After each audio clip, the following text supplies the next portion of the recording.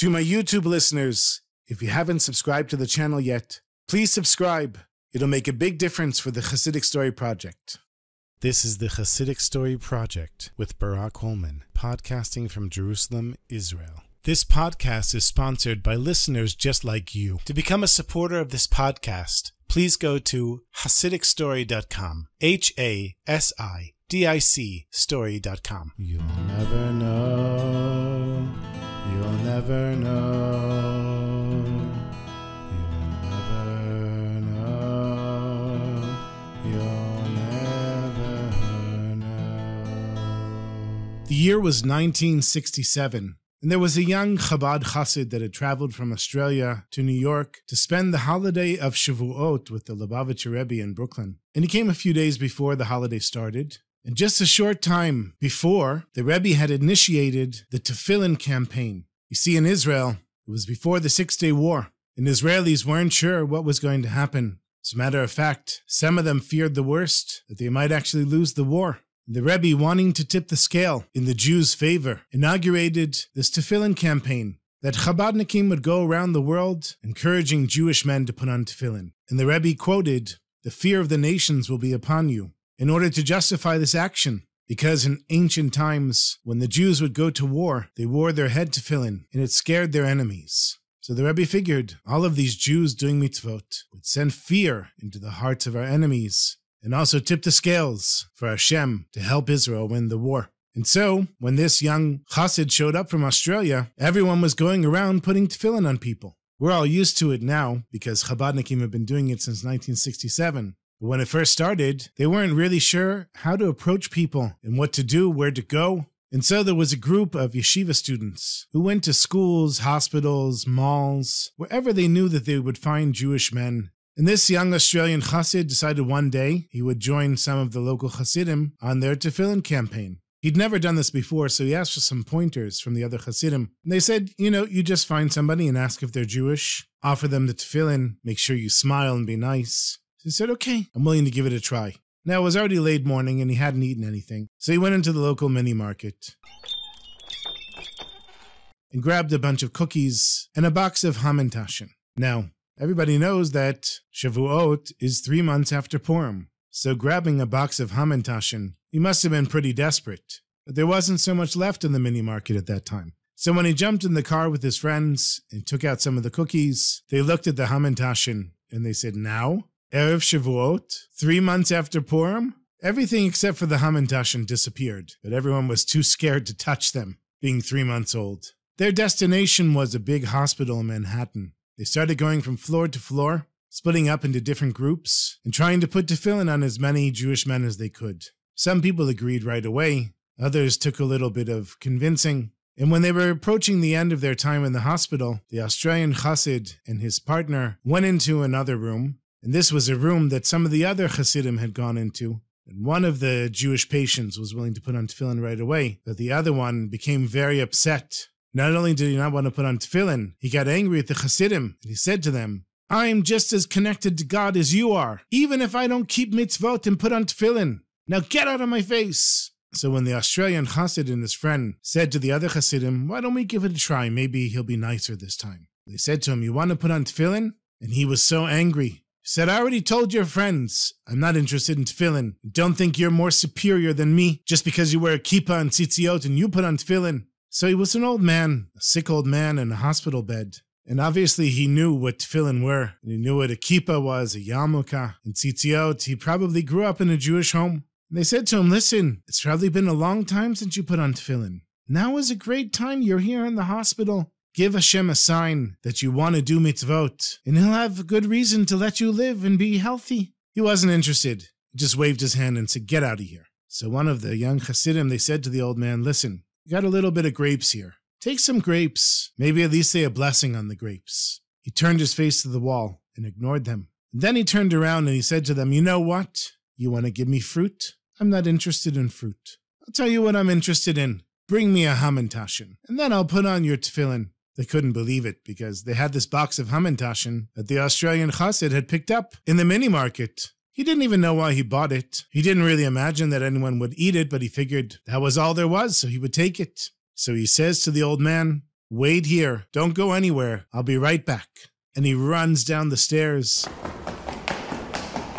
runs outside to the car, grabs the box of Hamantashen, and comes back to the room. And he says to the old man, if Hamantashen is what you need, then we'll get you some Hamantashen. And he says, oh yeah?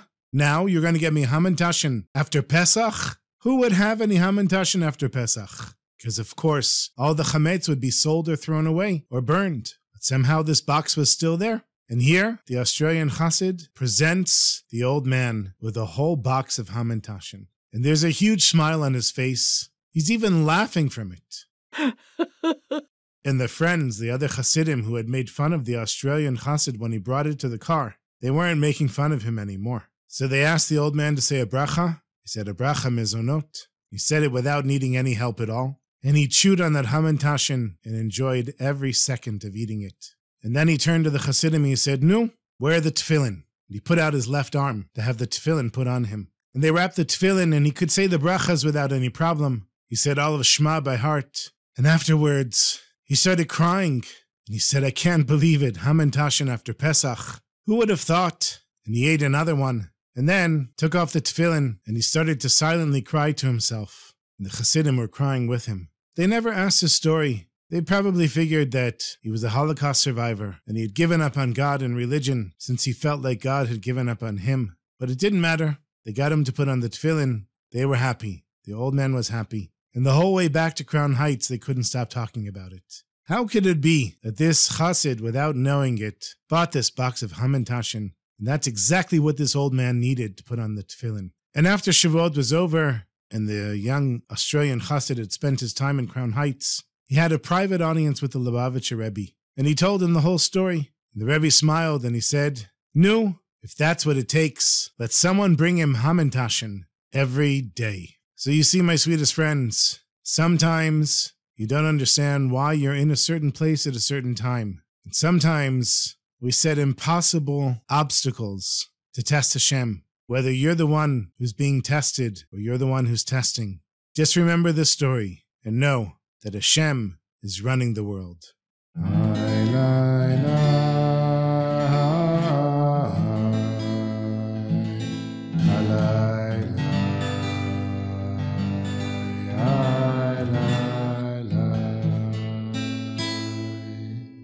I've got another story for you. Whenever poor Jews would come to the Baal Shem Tov asking for tzedakah, he would give them 18 groschen, which is like 18 pennies. And one day, the schlepper comes to the house of the Baal Shem Tov, and he asks for 5 rubles. And the Gabbai says to him, "What do you mean 5 rubles? No one here gets 5 rubles. Everyone gets 18 groschen." He said, "Well, I used to be a rich man, and you know the halacha. Somebody who used to be rich, and now they're poor, they get more." The Gabbai says, "Listen, there's lots of rich people that are poor now. The Baal Shem Tov only gives 18 groschen to everyone. It doesn't matter." Well, this schlepper, he got really angry. Starts cursing out the Gabbai. He's flipping tables. He's going crazy. The Baal Shem Tov comes out of his room. He says, "What's going on here? What's going on?" The schlepper looks at him. He says, "I want 5 rubles. I used to be a wealthy man." The Baal Shem Tov says to him, "You know, instead of asking for 5 rubles, why didn't you ask why Hashem took your money away and made you a poor man, a schlepper?" He said, "What are you talking about?" So the Baal Shem Tov said to the schlepper, "Come, sit down. Let's have a little conversation." He sits down. He says, "No, so tell me, what happened to all my money?" Baal Shem Tov says to him, "Remember, years ago was Yom Kippur, and you had a little box of shmek tabak, this fragrant tobacco that you would pass around and people would smell, and it would raise their spirits, because fasting on Yom Kippur is so hard. And you walked around the shul going from one person to the next saying, 'Here, you want a little shmek tabak?' And people happily took from you. And you saw there was this one schlepper, and you felt it was beneath you to give him your shmek tabak. But the truth is that this Jew was so poor. For him, fasting on Yom Kippur was no big deal because he fasted all the time. But he had such a desire to smell your shmek tabak. He was sitting in the back of the shul waiting for you to come. And when you passed over him, his heart was so broken. He said, "Hashem, you know, I can handle my poverty. And I can handle needing to fast even when it's not Yom Kippur. But this wealthy Jew, he's got everything, and he won't even give me a sniff of his tobacco. Why did you do that to me, Hashem? Why don't you make me a wealthy man? And you'll see I'll know how to treat poor people." And so Hashem decided to take your wealth and give it to the schlepper and make you a schlepper. So that's what happened to your money. And that's why you're a schlepper right now. And the poor Jew, he's sitting there in shock. He says, hey, the Rabbi, what am I supposed to do now? The Baal Shem Tov said to him, it's very simple. You go to this Jew, he's here in Mezhibuz, and you ask him for some snuff. And if he says no, then Hashem will reverse things and give you your money back. So the schlepper says, no problem, that's easy. He goes into shul. He sees that this wealthy Jew is davening Shmona Esrei. He goes over to him, he says, hey, I want some shmek tabak. And even though you're not supposed to stop davening in the middle, this Jew stops for a second, takes the shmek tabak box out of his pocket, and offers it to the poor Jew. So the schlepper says, okay, fine, I know where he lives. I'll go there at 3 in the morning. He knocks on the door at 3 in the morning. The wealthy Jew is sleeping. He's knocking and knocking and knocking. He doesn't care. He finally wakes up the wealthy Jew. The wealthy Jew sees the schlepper, the same schlepper that had bothered him during Shmona Esrei. He says, what do you want? You need something to eat? You want to come in? You need to sleep? The schlepper said, no, I need some shmek tabak, and I need it now. So the wealthy Jew went back into his house, and he got his little box of snuff and offered it to the schlepper. The schlepper was frustrated, he didn't know what to do. He wants his money back. He can't seem to find an opportunity where the wealthy Jew won't offer him the shmek tabak. Then he hears that the wealthy Jew's daughter is getting married. He says, this is my opportunity. In the middle of the mitzvah dance, when the father is dancing with the kala, the schlepper goes onto the dance floor and puts his foot on the foot of the father, the wealthy Jew. And the wealthy Jew looks at him and says, what do you want now? He said, I need some shmek tabak. So the wealthy Jew stops the music and he says, here, and offers him a box of snuff. And the schlepper, realizing that he's never going to get his money back and he can't win, he faints and passes out on the spot. When he comes to, the wedding is already over. And the wealthy Jew says to him, what's going on here? You bother me during Shmona Esrei, you come to my house at 3 in the morning. You come now at my daughter's wedding during the mitzvah dance? What's wrong with you? He said, listen, I've been a poor man for a long time now, and I used to be the wealthiest man in town. The Baal Shem Tov said to me that my money went to you, and I want my money back. He said, the reason that I lost my money is because years ago, you were a schlepper, and you asked me for some shmek tabak, and I didn't give it to you. Said if I can just find an opportunity when you won't give it to me, I'll get my money back. So give me my money back. And the wealthy Jew says, let's go to the Baal Shem Tov, and we'll ask him ourselves. The Baal Shem Tov says it's true that the money that I have once belonged to you. I will give you half of my money, but on one condition, that any time a Jew asks for any favor, not just shmek tabak, you stop everything and you help that Jew. And so, of course, they went to the Baal Shem Tov. The Baal Shem Tov said it was true, and the schlepper became a wealthy man again. And he learned his lesson. Anytime anybody asked for help, he was there to help them. And he had a special gold box made for the tobacco, so that anyone that asked for a little bit of shmek tabak, he immediately stopped everything and gave it to him. You know, my sweetest friend, sometimes Hashem puts us through tests, and afterwards we learn our lesson, and we know how to treat other people better. But the lesson from this story is that you don't have to wait. When a fellow Jew asks for help them. Bezrat Hashem, when you ask for help will be there for you as well. Just like the Chassid in our story about the snuff box and the Baal Shem Tov.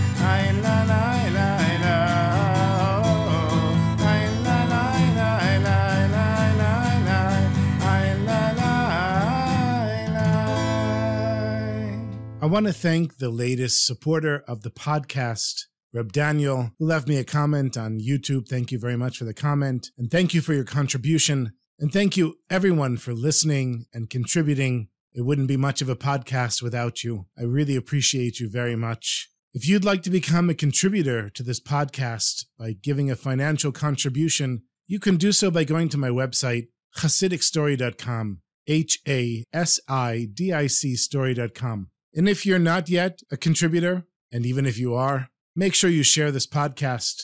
Apparently, the podcast has become very popular in the United Arab Emirates, Canada, South Africa, Ireland. By you continuing to share this with your friends, and by the way, I see the numbers going up every week on how many people listen to the podcast and how many people subscribe.